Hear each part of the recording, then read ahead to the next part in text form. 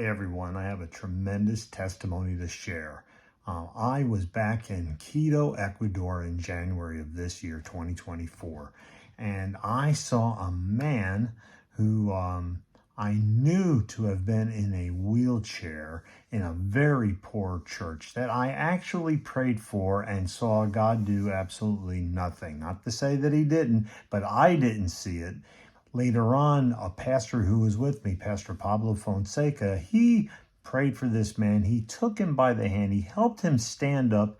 And with Pablo's help, they walked across the church and then back again to the wheelchair. And I just thought that was extraordinary. But guy went home in the wheelchair. And actually, what really got me more than anything was not just the guy in the wheelchair, was that the pastor of the place was taking this guy to church up a very steep hill on an unpaved road with sand and with gravel and rocks, and that had to be very difficult. And then bringing him back home again, which also had to be difficult. When I was there in January to ordain this worker, we actually did a wedding for him in that church again.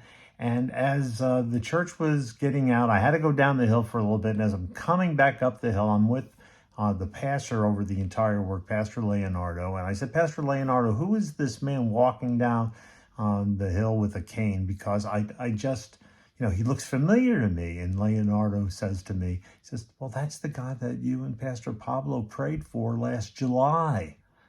I mean, the guy in the wheelchair? I go, yeah. And here he is walking down the hill. And so I just want to give God the praise and the glory. I confirmed that later on with Brother Luis, who's the worker over that, who's the guy that was pushing him up and down the hill. And I said, Luis, are you still pushing that brother up and down the hill in his wheelchair?